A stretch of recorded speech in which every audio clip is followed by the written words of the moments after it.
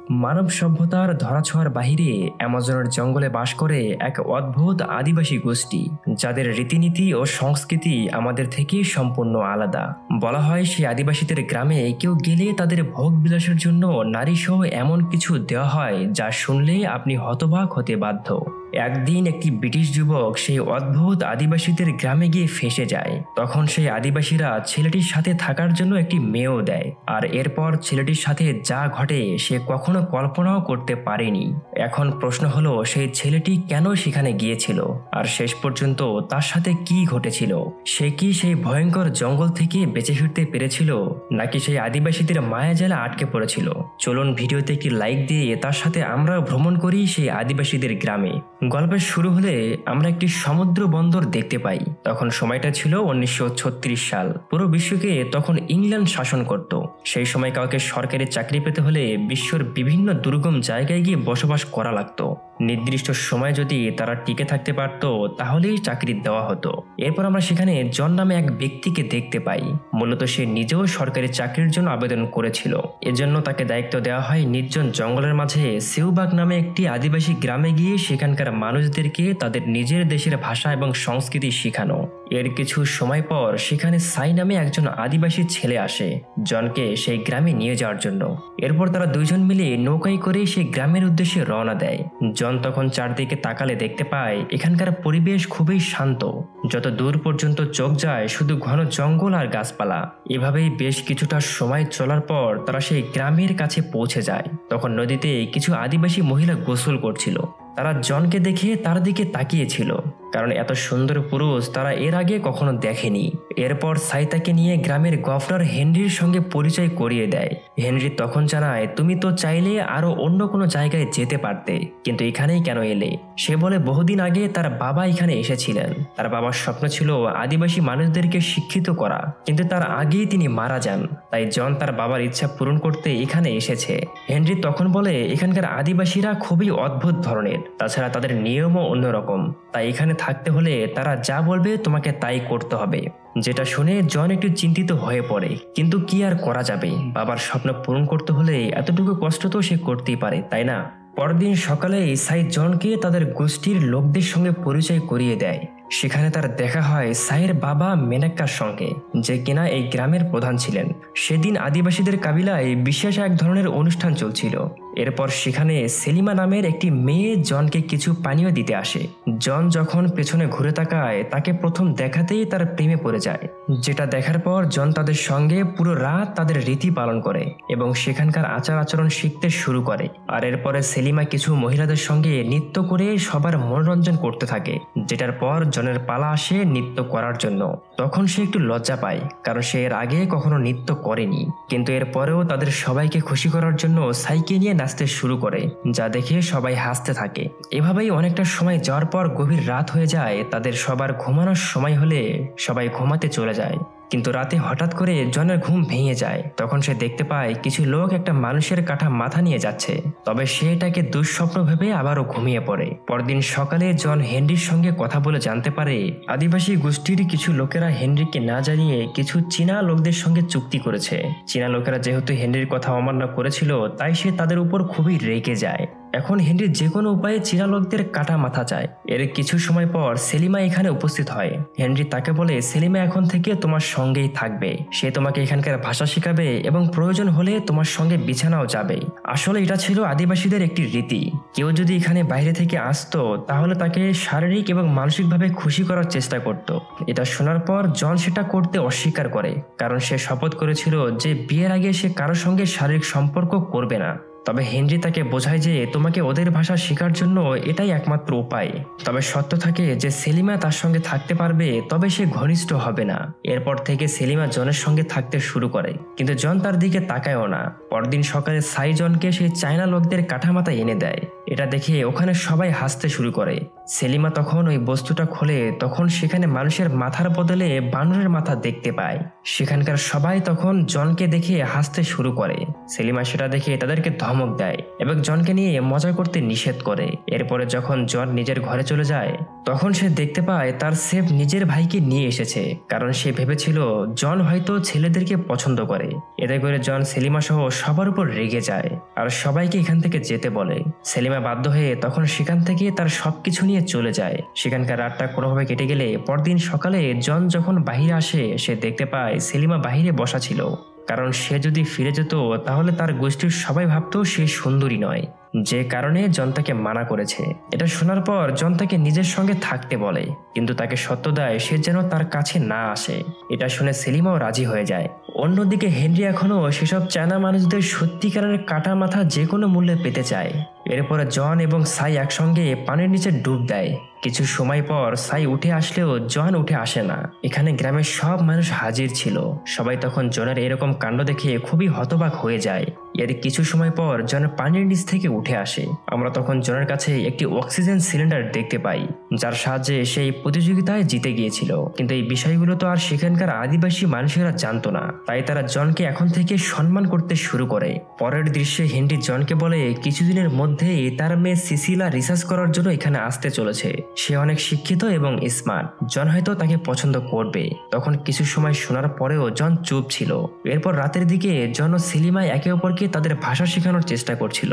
তখন নিজেদের মধ্যে কথাবার্তা বলে জন জানতে পারে সেলিমার বাবা মারা গিয়েছে। বর্তমানে তার আপন বলতে কেউ নেই। সেলিমার মুখে এসব কথা শুনে জনের বেশ খারাপ লাগে। আমরা বুঝতে পারি সে ধীরে ধীরে সেলিমার প্রতি দুর্বল হয়ে পড়েছিল। তারা দুজনে একে অপরের খুব কাছে চলে আসে। জন তখন তার প্রতিজ্ঞার কথা ভুলে যায়। এক পর্যায়ে তারা খুব সুন্দর কিছু মুহূর্ত পার করে। তবে ভোরের দিকে সেলিমা চলে যায়, কারণ তাদের রীতি অনুযায়ী যদি দুইজনে একসঙ্গে ভোরের চোখ খোলে তাহলে তাদের বিয়ে হয়ে যাবে। পরদিন দেখা যায় হেনরির মেয়ে সিসিলা এসেছে।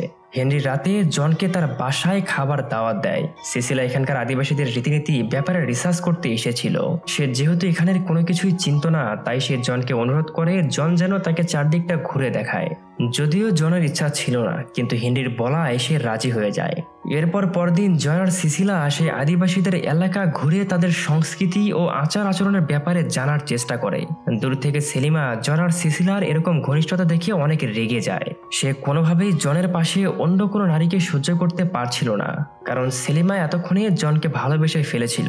সেদিন হেনরির স্ত্রী জনকে বলে, আমার মনে হয় সিসিলা তোমাকে পছন্দ করে। তুমি যদি সিসিলাকে বিয়ে করো তাহলে আমি তোমাকে এখানে স্কুল বানাতে সাহায্য করব। এতে তুমি সহজে তোমার লক্ষ্য পূরণ করে শহরে ফিরে যেতে পারবে। আমরা দেখি জন তখন কিছু না বলে এখান থেকে চলে যায়। খানিকটা সময় পর হেনরি আবারও জনকে ডাকে। সেখানে গিয়ে জন জানতে পারে নদীতে দুইটি অসুস্থ লোক ভেসে এসেছে। তাদের অবস্থা খুবই খারাপ ছিল। দেখে মনে হচ্ছে তারা কোনো ভাইরাসে আক্রান্ত। এই লোকগুলো তাদের পাশেরই একাটা গোষ্ঠীর। সবকিছু দেখার পর জন বলে সে ওই গোষ্ঠীতে গিয়ে তদন্ত করবে আর দেখবে এই প্রাণঘাতী ভাইরাসের আসল রহস্যটা কি, কারণ এটা না জানলে মুহূর্তে চারদিকে তা ছড়িয়ে পড়তে পারে। এরপর সবাই নৌকায় করে একাটা গোষ্ঠীর উদ্দেশ্যে রওনা দেয়। বেশ কিছু সময় যাত্রা করে তারা সেখানে চলে আসে। জন তখন চারদিকে অসংখ্য মৃত মানুষকে দেখতে পায়, যারা সেই ভাইরাসে আক্রান্ত ছিল। জন বুঝতে পারে না এসব কি ঘটছে। সে তখন পাশে তাকালে সেখানে অনেকগুলো চাউল দেখতে পায়। জন তখন চাউলগুলো ভালো করে পরীক্ষা করলে বুঝতে পারে এখানেই ভাইরাসগুলো লুকানো ছিল। ঠিক সেই কারণে এই চাউলগুলো আদিবাসীরা খাওয়ার পর তারা সবাই ভাইরাসে আক্রান্ত হয়। এরপর আমরা দেখি সেখানে একজন পরিচিত ব্যক্তি জনকে মারার চেষ্টা করে, কিন্তু সাই কোনোভাবে জনকে বাঁচিয়ে নেয়। এরপর তারা সেই লোকটির পিছনে এলে দেখতে পায় সেখানে অনেকগুলো লোক সোনা মাইনিং করছিল। জন এবং সেই অপরিচিত লোকদের মাঝে তখন শুরু হয়ে যায় এক ভয়ানক লড়াই। ইতিমধ্যেই সেই গ্রামের আদিবাসীরা বুঝতে পেরেছে তাদের গ্রামে সেই ভাইরাস ছড়িয়ে পড়ার পেছনে সেই অপরিচিত লোকদের হাতই ছিল। এজন্য তারা সবাই মিলে তখন সেই অপরিচিত লোকদের সাথে লড়াই করে এবং তাদের মেরেও ফেলে। এরপর তারা যখন ফিরে আসে জন সেলিমাকে বিয়ের কথা বলে। সেলিমা বলে সেও জনকে ভালোবাসে, কিন্তু এই বিষয়টা তাদের কাবিলার কেউ মেনে নিবে না। জন কোনো উপায় না পেয়ে এই ব্যাপারে হেনরিকে জানায়। এটা শোনার পর তৎক্ষণাৎ তাকে মানা করে দেয়। অন্যদিকে সেলিমার গোষ্ঠীর লোকেরাও তাকে জোর করে অন্য এক জায়গায় বিয়ে দিতে চায়, আর যদি সে এমনটা না করে তাহলে মাইনারদেরকে হত্যা করার অভিযোগে জনকে জেলে পাঠিয়ে দেবে, এমন হুমকিও তাকে দেওয়া হয়েছিল। সবটা শোনার পর সেলিমার ইচ্ছা থাকা না সত্ত্বেও সে বিয়েতে রাজি হয়ে যায়। এর ফলে জন মানসিকভাবে ভেঙে পড়ে। সে মনে করে সেলিমা হয়তো তাকে ভালোবাসেনি। এরপর আমরা 1 বছর পরের ঘটনা দেখতে পাই, যেখানে জন এবং সিসিলিয়া লন্ডন শহরে একসাথে বসবাস করছে। তাদের দুজনের মধ্যে বিয়ে হয়েছিল। হানিমুনের রাতে সিসিলিয়া জনকে বলে সেলিমা এখন সাইয়ের সঙ্গে সংসার করছে এবং তাদের একটা বাচ্চাও আছে। কিন্তু এর পরেও জন কোনোভাবে সেলিমাকে ভুলতে পারেনি। এর বেশ কিছুদিন পর জন সিসিলিয়াকে নিয়ে আবারও সেলিমাদের গ্রামে আসে। আমরা তখন দেখতে পাই এখানে একটি স্কুল তৈরি হচ্ছে এবং সেখানে এখন জনের মতোই নতুন নেভিল কাজ করে। বহুদিন পর এখানে এসে জনের পুরনো সব স্মৃতিগুলো মনে পড়ে যায়। রাতের দিকে সবাই যখন একসাথে বসে সিনেমা দেখছিল, তখন আমরা খেয়াল করি জনের মনোযোগ অন্য কোথাও ছিল। সে সবসময় সেলিমাকে খুঁজছিল। তবে এদিকে সিসিলিয়া বিষয়টা বুঝতে পারে। ঘুমানোর সময় সে জনের মনোযোগ পাওয়ার চেষ্টা করে, কিন্তু জন তাকে থামিয়ে দেয়। আসলে সে সিসিলিয়াকে বিয়ে করলেও তার মন ছিল সেলিমার কাছে। পরের দিন জন বাইরে গেলে সেখানে নদীর পাড়ে সেলিমা সহ সাই এবং তাদের বাচ্চাকেও জন দেখতে পারে। এতদিন পর সেলিমাকে দেখে তার ভেতরে অন্যরকম অনুভূতি কাজ করে। তবে এটা দেখে তার কষ্ট হচ্ছিল সেলিমা এখন অন্য কারো। তবে সেখানে থাকা একজন আদিবাসী জানায় সেলিমার বাচ্চাটি আসলে মিলনের নয়, বরং জনের। এই কথা শোনার পর জন অবাক হয়ে যায়। সে তখন তার ভুলগুলো বুঝতে পারে। রাতের দিকে জন অনেক কষ্ট করে সেলিমার সাথে কথা বলার চেষ্টা করে। সেলিমা তখন বলছিল কেউ যদি তাদের দুইজনকে এভাবে দেখে ফেলে তাহলে তাদের দুইজনকেই মেরে ফেলবে। জন তখন খেয়াল করে বাচ্চাটি একদম তার মতোই হয়েছে। তবে কেউ দেখে ফেলবে এই ভয়ে সেলিমা সেখান থেকে চলে যায়।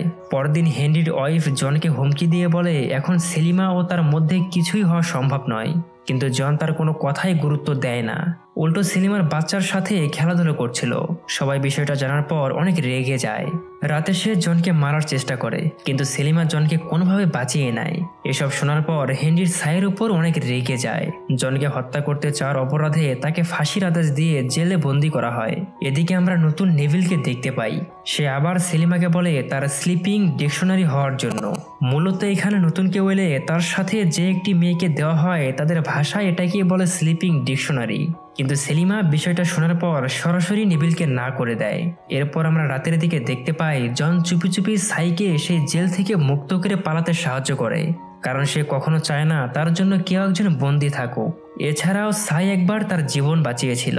সেদিন রাতে জন সেলিমার সাথেও দেখা করে আর তাকে বলে তুমি যদি সত্যি আমাকে ভালোবাসো তাহলে চলো কালকে আমরা এখান থেকে দূরে কোথাও পালিয়ে যাই।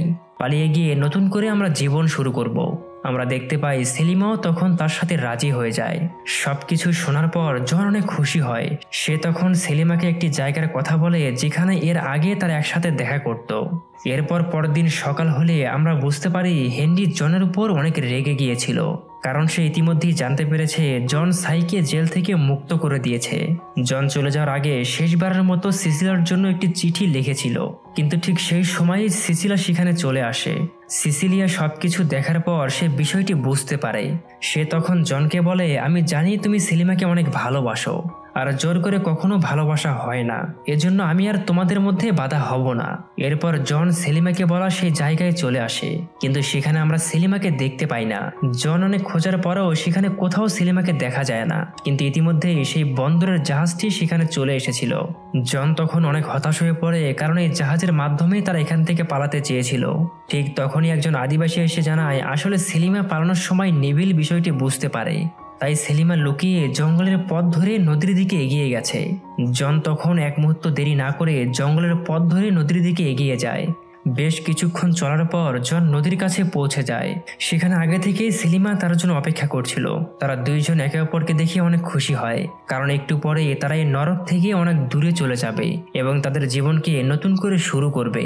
কিন্তু ঠিক তখনই সেখানে নেভিল চলে আসে। সে তখন বন্দুক দেখে তাদের দুইজনকে বন্দি করতে চায়। জন তখন বুঝতে পারে না সে এখন কি করবে। এক মুহূর্তে যেন তাদের সাজানো স্বপ্নগুলো ভেঙে চুরমার হয়ে যাচ্ছিল।